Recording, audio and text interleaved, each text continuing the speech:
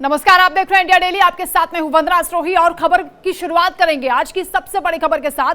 दरअसल एक तरफ कोलकाता के आरजीकर अस्पताल में महिला डॉक्टर को हवस का शिकार बनाया जाता है। न सिर्फ शिकार बनाया गया बल्कि बड़ी बर्बरता से उसकी हत्या भी कर दी गई, जिसके बाद पूरे देश में उबाल है। जगह जगह प्रदर्शन हो रहे हैं, इंसाफ के लिए गुहार लगाई जा रही है।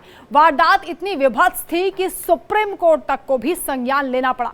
उसके बाद लगातार देश भर से कई ऐसी घटनाएं सामने आ रही हैं जहां डॉक्टर ने अपने मरीज या सहयोगी के साथ छेड़छाड़ या फिर बलात्कार किया।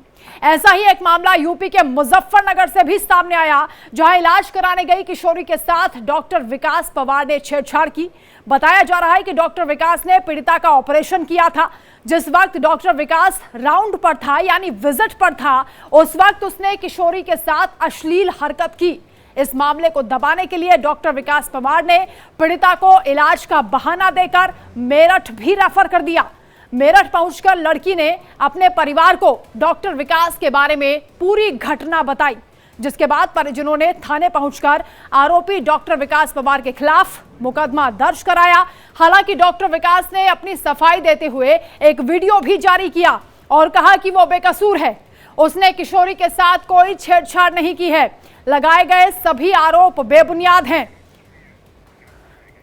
तो ग्राउंड जीरो पर इस वक्त इंडिया डेली की टीम मौजूद है। किरण मेरी सहयोगी इस वक्त हमारे साथ जुड़ रही हैं। किरण, हालांकि डॉक्टर बेबुनियाद बता रहा है इन आरोपों को, लेकिन वो अभी भी गिरफ्त से बाहर है। सवाल ये उठता है कि अगर वो पूरी तरह से अपने आप को खारिज कर रहा है इन आरोपों से, तो वो पुलिस से क्यों भाग रहा है? पीड़ित परिजनों से आपकी मुलाकात हुई होगी, क्या उनका कहना है, कैसे पूरी घटना हुई थी? विस्तार से हमारे दर्शकों को आप बताएं, इन्वेस्टिगेशन कहां तक पहुंची है, डिटेल दें।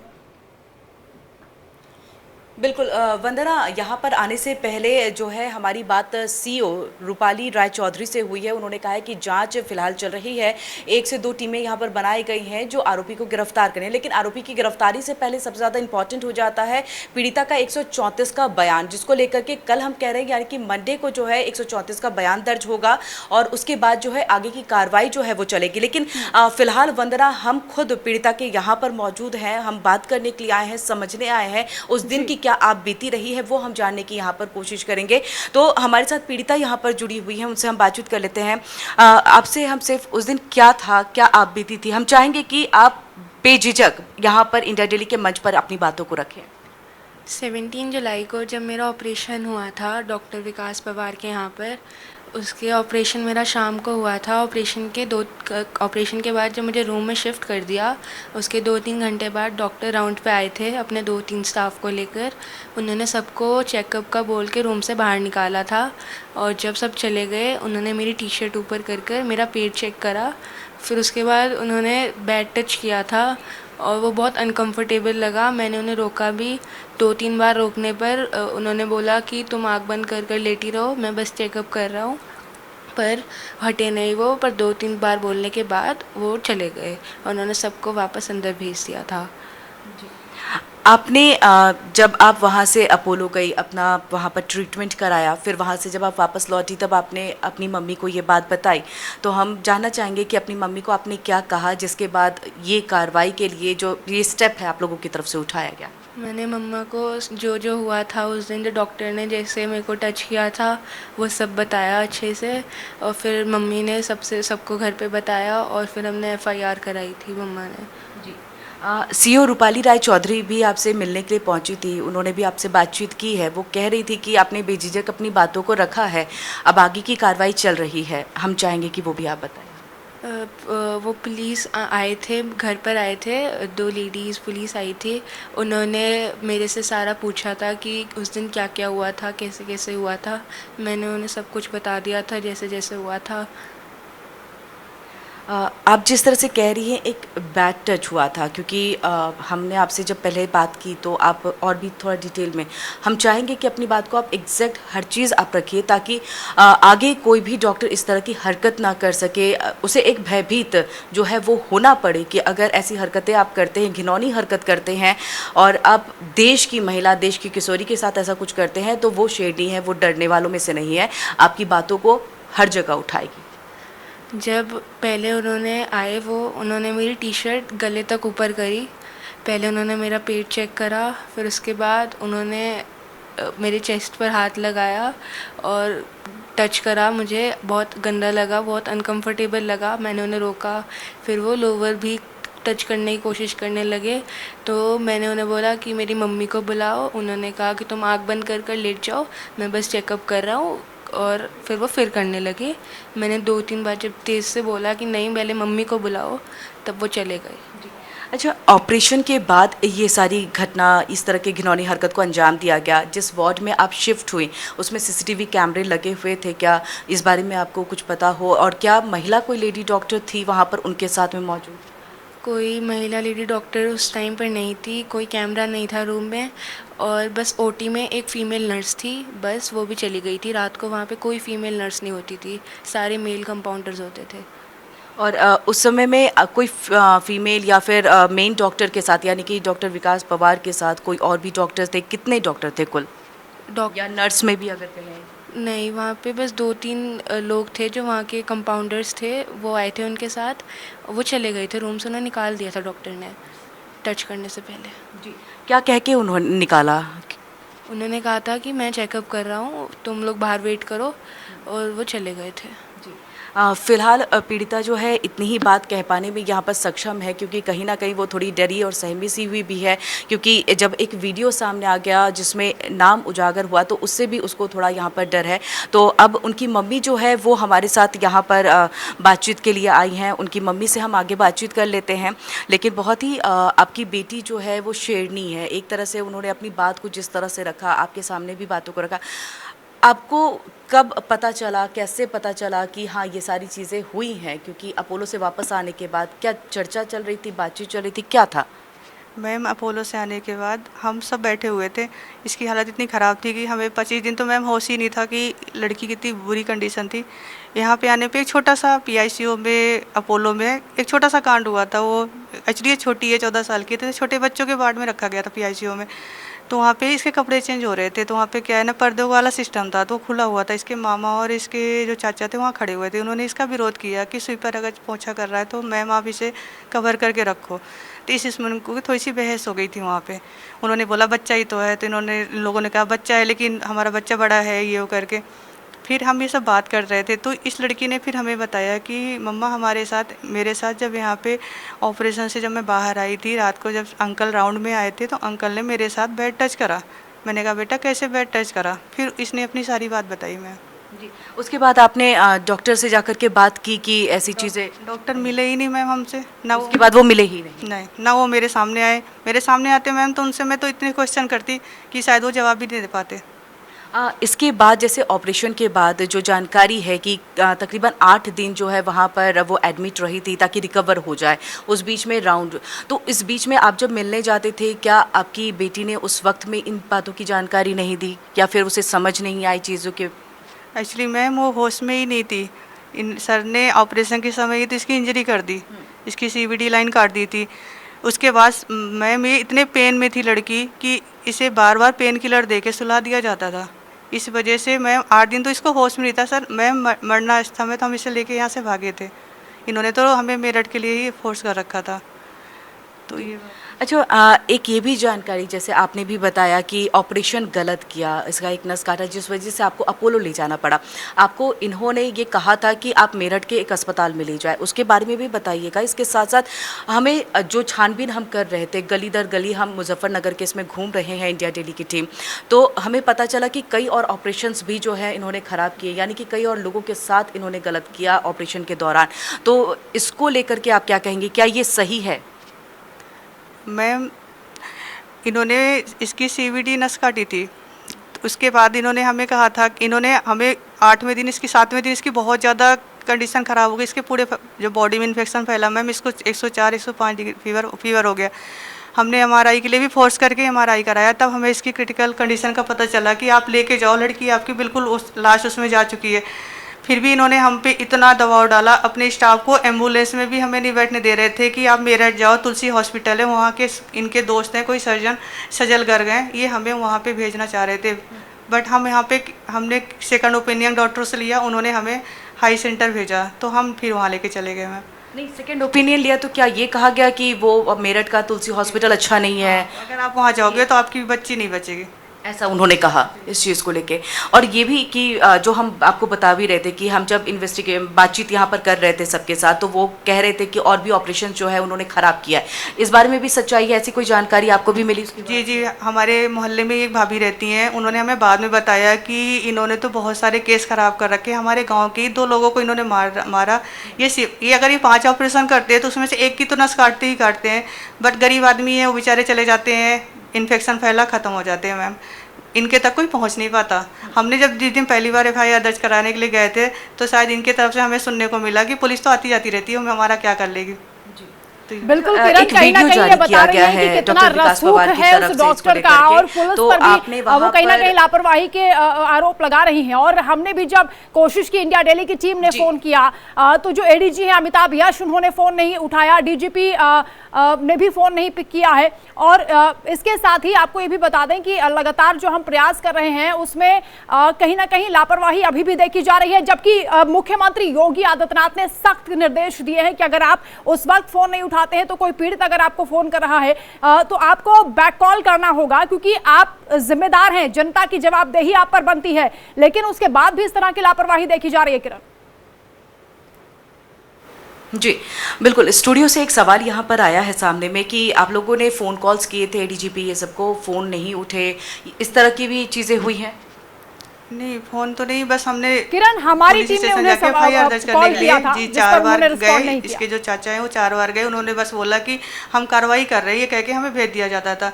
जब 4-5 दिन हो गया मैम, तो हमें लगा कि ये हम नहीं करेंगे, हो सकता उनके थ्रू वो कोई बात हुई हो, डॉक्टर विकास से मिलकर इन्होंने अपना सेटलमेंट कर लिया। किरण एक और जो महत्वपूर्ण जानकारी अपने दर्शकों को देना चाहते हैं कि हमने स्वास्थ्य मंत्री को भी कॉल किया था, ब्रजेश पाठक को हमने फोन लगाया, लेकिन उन्होंने भी फोन पिक नहीं किया है। ये बहुत गंभीर मामला है, जिस तरह की बातें पीड़ित परिवार बता रहा है, ये बेहद दुखद घटना हुई है।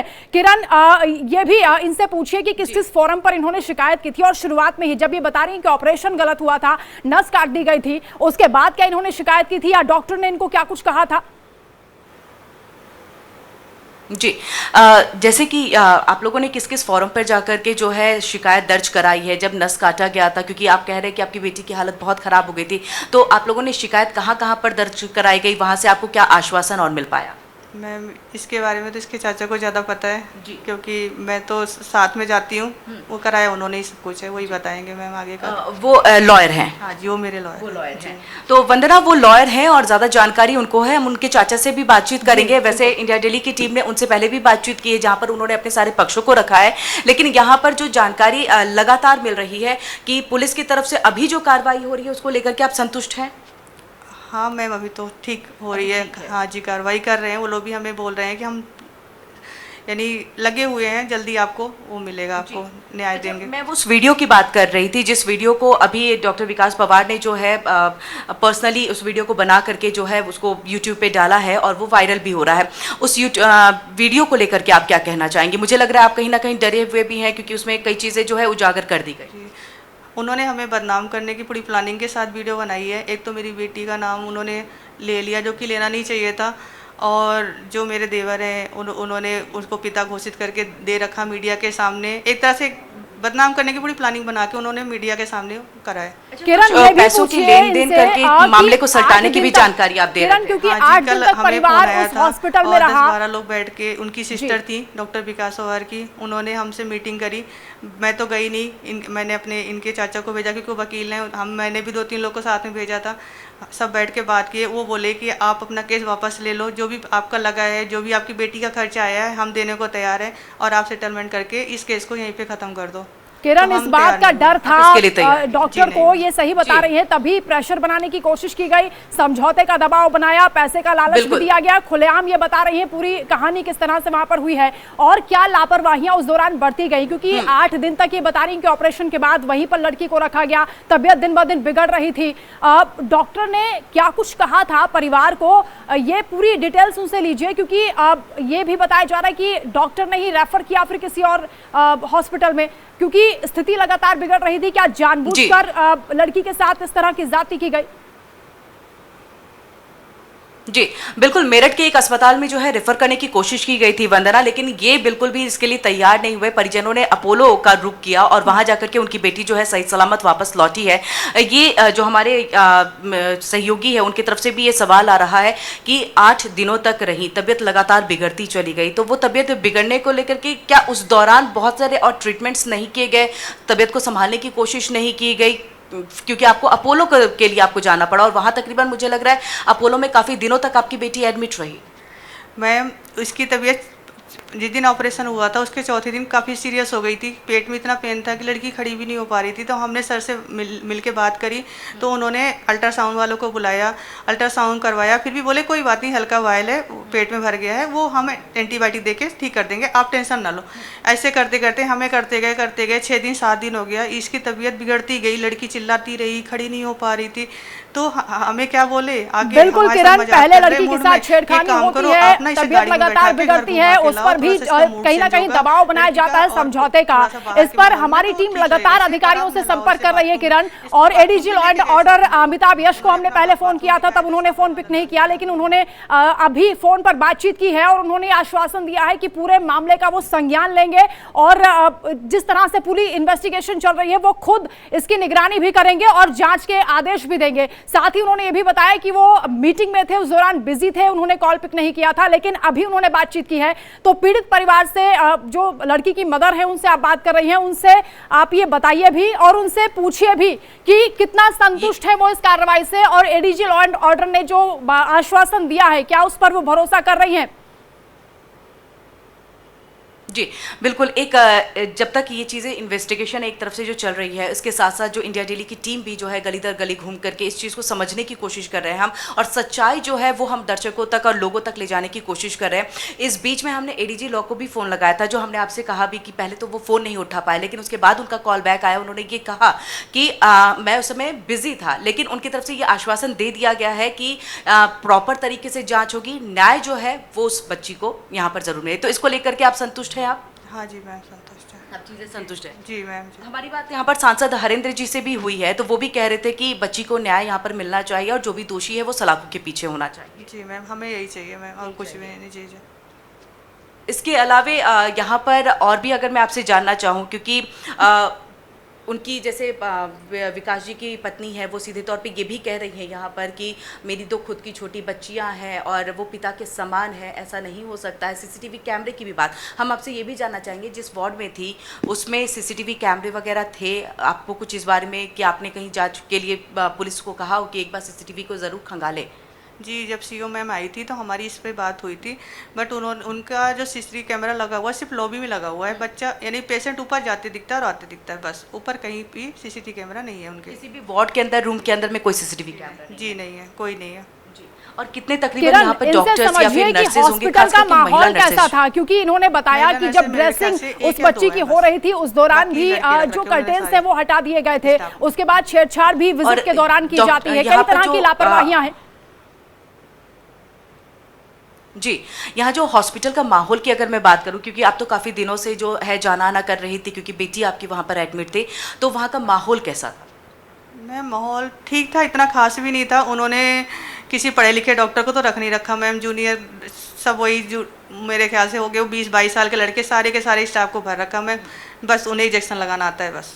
जी, सीधे से। कल जाना है 164 का जो बयान है वो दर्ज करना है, कल जा रही हैं? हाँ जी मैम, कल जाना है कोर्ट में लेकर। जी, क्योंकि इसी के बाद जो है आरोपी की गिरफ्तारी जो है वो हो सकेगी, और इसी के बाद जो है क्योंकि आगे की कार्रवाई जो है वो सुचारू तौर पे और सही तरीके से, और जो लाइन ऑफ एक्शन जो पुलिस को लेना है वो ले सकेंगे। जी मैम, कल हम दिन में लेके जाएंगे इसे 12 बजे कोर्ट में पेश करेंगे, इसका बयान दिलवाएंगे। अच्छा, इसके अलावा आप कह रही थी कि जो आइडेंटिटी को यहाँ पर उजागर कर दिया गया डॉक्टर की तरफ से, उसको लेकर के भी आप उनके ऊपर में केस दर्ज कराएंगे? जी सर, जी मैम, हो सकता है हम आज जाने वाले थे एप्लीकेशन लिखवा के एसएसपी साहब के पास, उसके खिलाफ कार्रवाई करेंगे, क्योंकि उन्होंने मेरी बिटिया का नाम लिया, नाम नहीं लेना चाहिए था मीडिया के सामने, तो हमें एक तरह से बदनाम करने के लिए करा और कुछ भी नहीं। खुद तो बदनाम है, हमें भी करना चाह रहे थे वो, पर कोई बात नहीं, हम सर से मिलेंगे और इसमें उनके खिलाफ केस करेंगे। अच्छा, पुलिस अधिकारियों का सहयोग यहाँ पर जो कहते हैं कि वो प्रॉपर तरीके से मिल रहा है, क्योंकि अगर हम मुख्यमंत्री योगी आदित्यनाथ की बात करें तो वो बच्चों के इस तरह के मामले में बहुत ज़्यादा संजीदा हैं। वो यही कहते हैं कि नहीं, ऐसी अगर घटना होती है तो बिना सोचे समझे आपको जांच करते हुए एकदम कार्रवाई कर देनी है और तुरंत प्रभाव से ये कार्रवाई होनी चाहिए। जी मैम, अभी पहले तो नहीं था मैम, लेकिन जब जिस दिन से सर से हमने मिले हैं, कप्तान सर से, तो अब कार्रवाई चल रही है मैम। पहले नहीं था का अर्थ हम समझना चाहेंगे थोड़ा। क्योंकि हम 4 दिन थाने के चक्कर काटते रहे, बस वो हमें आश्वासन देते रहे, बट FIR दर्ज नहीं करा उन्होंने, और ना हमारी तरफ कोई उनका ज़्यादा वो था। किरण, एक कौन छोटा पुलिस सा ऑफिसर सवाल थे, इनसे क्या आपको पूछिए नाम कि उस बारे में टाइमिंग को जानकारी? लेकर भी सवाल उठ रहे हैं कि जुलाई में, जो मुझे जानकारी है उसके मुताबिक जुलाई में ऑपरेशन हुआ था, उसके बाद शिकायत काफी देर बाद दर्ज कराई गई। इतनी ड्यूरेशन में आखिर परिवार ने कहीं पर कोई शिकायत की थी या देरी से कराने की कोई वजह? जी, देरी से जो एक आप लोगों ने FIR यहाँ पर दर्ज कराया है या कार्रवाई की जो मांग की है, न्याय की बात आप कर रहे हैं, वो देरी पे टाइमिंग को लेकर के काफ़ी सवाल उठ रहे हैं। एक बार आपसे भी मुझे लग रहा है कि जब रूपाली राय चौधरी आई होंगी तो उन्होंने पूछा होगा कि आखिरकार जुलाई में जब इंसिडेंट हुआ तो उसके बाद अब जा कर के क्यों ये FIR? मैम एक बात तो बताओ, 8 दिन तो लड़कियां होश में नहीं थी, वो तो कुछ बता ही नहीं सकती थी, और सर हमें रेफर नहीं कर रहे थे। उन्हें ये था कि लड़की तो बचने की नहीं, उन्होंने तो मेंटली बना लिया था कि ये तो बचने की है नहीं। फिर वहाँ पे जाके मैम हम 25 अगस्त को वापस आए, हाँ सॉरी 12 अगस्त को वापस आए मैम वहाँ से। उसके बाद एक दिन रुके, दूसरे दिन फिर इसको लेके हमें भागना पड़ा मैम। ऐसे करते करते अब जाके तो हम फ्री हुए मैम इससे। अब भी इसकी तबीयत ठीक नहीं है, उसको सांस लेने में दिक्कत हो रही है। अभी हम परसों फिर अपोलो से ही आए हैं, डॉक्टर सुधीर चौधरी के, उसमें इसका ट्रीटमेंट चल रहा है। तो जब वो लड़की मेंटली वो अपने आप को समझेगी तभी तो हमें बताएगी मैम, तब तो हम आगे चले कोई केस करेंगे मैम जी। उसके पहले तो हमें कुछ पता भी नहीं था। अच्छा, 161 तो बयान दर्ज हो चुका है, यानी कि पुलिस के सामने ये बयान। 164 के लिए पुलिस कह रही थी कि ये बयान भी आप दर्ज करा ले जल्द से जल्द। तो इसमें जो 3-4 दिन का ये वक्त लगा है, इसको लेकर के भी हम चाहेंगे, क्योंकि पुलिस की कार्रवाई पे सवाल उठ रहे हैं। नहीं मैम, ये थी नहीं ना यहाँ पे, पुलिस के पास हमने सारा डॉक्यूमेंट दे दिया अपोलो का, क्योंकि हम परसों रात को ही वापस आए। बिल्कुल किरण, एक छोटा सा सवाल और पूछ लीजिए कि जब पेरेंट्स वहां पर थे, लड़की का ऑपरेशन होने के बाद जब उसे वहां पर रखा गया था निगरानी के लिए, विजिट के दौरान अगर डॉक्टर अकेले चेकअप करते हैं, उस दौरान कहीं ना कहीं सवाल उठाना चाहिए था, क्योंकि एक फीमेल स्टाफ जरूर साथ में होती है जब भी किसी लड़की का, किसी भी पेशेंट का इस तरीके से विजिट होता है, कोई डॉक्टर चेकअप के लिए आता है। क्या इन्होंने आवाज उठाई थी उस दौरान? नहीं वंदना, जब डॉक्टर आए थे राउंड पर और चेकअप करने के लिए, उस वक्त में उनके साथ 2 और जो कंपाउंडर है, जो नर्सेस थी, वो भी उनके साथ थी। लेकिन उसके बाद उन्होंने जाने के लिए कह दिया था चेकअप की बात करते हुए, ये उन्होंने पहले बता दिया।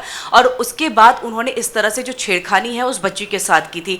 तो ये इसको लेकर के सवाल खड़े हो रहे हैं, और इसको लेकर के ही ये खासतौर से ये पॉक्सो एक्ट के तहत ये पूरा मामला जो है वो दर्ज हुआ है। लेकिन ये सवाल एक बार फिर से मैं आपसे भी करना चाहूँगी, क्योंकि जब डॉक्टर आए तो उनके साथ तकरीबन कितने लोग थे, क्या कुछ? बिल्कुल किरण, हम इस पर लगातार बातचीत कर रहे हैं, उनसे भी हम जानेंगे। लेकिन एक बड़ी अपडेट जो हम अपने दर्शकों को बताना जरूरी समझते हैं, क्योंकि इंडिया डेली ये मुहिम चला रहा है और इस बच्ची के लिए न्याय की मांग कर रहा है। मुजफ्फरनगर केस से जुड़ी बड़ी खबर आपको बता दें, इंडिया डेली की टीम ने ADG law and order Amitabh Yash से फोन पर बातचीत की है। अमिताभ यश ने पूरे मामले को बेहद गंभीरता से सुना है।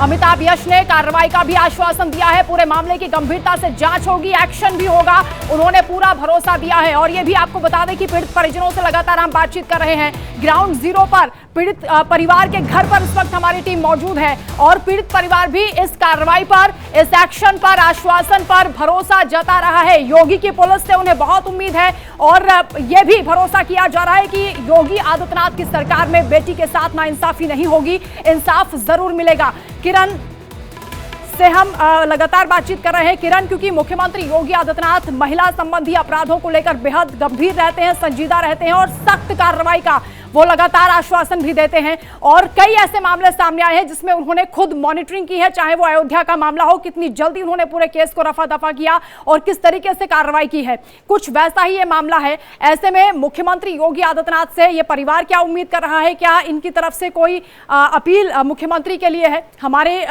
टीवी चैनल के जरिए हमारे जो दर्शक हैं वो भी देख रहे हैं और सरकार भी सुनेगी। जी बिल्कुल। स्टूडियो से हमारा एक सवाल यहाँ पर आया है आपसे, यही कि मुख्यमंत्री योगी आदित्यनाथ बहुत संजीदा, जैसा मैंने पहले भी कहा, उन्होंने अयोध्या में जो नदीम खान है उनके इसमें जो केसेस हुए उसमें उन्होंने तुरंत प्रभाव से यहाँ पर कार्रवाई की। इसके अलावा भी अगर इस तरह के कुछ भी केसेस आते हैं तो उसमें तुरंत प्रभाव से कार्रवाई होती है और सख्त कार्रवाई होती है।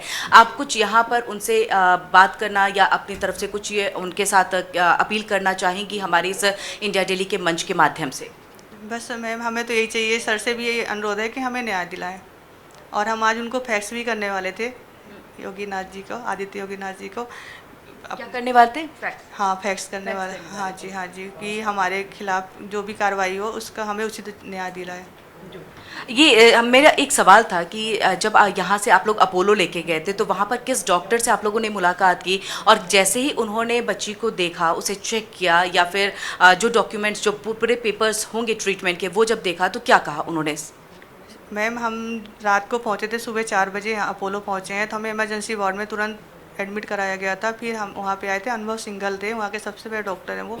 उन्होंने जब देखा, उन्होंने कहा लड़की की कंडीशन बहुत ज़्यादा क्रिटिकल है, आप इसे तुरंत PICU में शिफ्ट करा दो। उन्होंने PICU में शिफ्ट करा। उनकी 11 लोग की टीम है, सुजीत चौधरी से लेके काफ़ी 11 लोग हैं। उन्होंने सब लोग ने मीटिंग करी, उन्होंने तुरंत हमें बुलाया और कहा इसको इंडोस्कोपी द्वारा पहली सर्जरी करनी है, पहले तो इसकी जो बायल लीकेज हो रही है हमें उसे बंद करना है। वो जब रोटी में ले जाने लगे तभी उन्होंने हमें 50-50 कहा कि आप मेंटली तैयार रहो, कुछ भी हो सकता है। फिर इसका 1.5 घंटे का मैम इंडोस्कोपी द्वारा 2 स्टेंट डले हुए हैं मैम, एक निकल गया, एक अभी डला हुआ है स्टेंट, इसका 2 महीने बाद स्टेंट निकलेगा। लड़की को अभी इतनी दिक्कत हो रही है। उसके बाद उन्होंने हमें बोला कि इंडोस्कोपी द्वारा जो सर्जरी थी वो तो सक्सेस हो गई, कल हम इसका ओपन सर्जरी करेंगे, जो इसके पूरे पेट में पस बन चुका है हम उसको करेंगे। फिर उन्होंने, उनकी जो टीम थी, उन्होंने क्या डिसाइड किया मैम, फिर उन्होंने लास्ट में ओपन ना करके रोबोट की सर्जरी ज़्यादा बेहतर समझा, लड़की छोटी है अभी। फिर उन्होंने इसको 12 बजे OT में ले गए मैम, 4 बजे इसका ऑपरेशन हुआ। इन्होंने बुलाया, हमें 1.5 लीटर वायल दिखाया जिसके पेट से पस निकला था कि लड़की की कंडीशन इतनी ज़्यादा बिल्कुल किरण, जैसा कि ये बता रही हैं उसके मुताबिक अगर सही डॉक्टर को सही समय पर नहीं दिखाया होता तो जो क्रिटिकल कंडीशन लड़की की थी उसमें कुछ भी हो सकता था, जान को खतरा था। और डॉक्टर विकास का जो हम जिक्र कर रहे हैं, किस तरह पहले ऑपरेशन में गड़बड़ी की, उसके बाद लड़की से छेड़खानी की और फिर मरने के लिए छोड़ दिया। परिजनों ने डिस्चार्ज करने के लिए कहा तो हॉस्पिटल से डिस्चार्ज करने में भी प्रॉब्लम क्रिएट की। ये तमाम ऐसी बातें हैं जिस पर गौर करना होगा और ये इन्वेस्टिगेशन का भी विषय है कि ऐसे हॉस्पिटल में कैसे पेशेंट्स, कैसे बच्चियां सुरक्षित हो सकती हैं। बहुत शुक्रिया किरण आपका तमाम बातचीत के लिए। इंडिया डेली पर यह मुहिम लगातार जारी रहेगी। फिलहाल यहां पर रुकना, एक छोटे से ब्रेक के लिए जल्द हाजिर होंगे।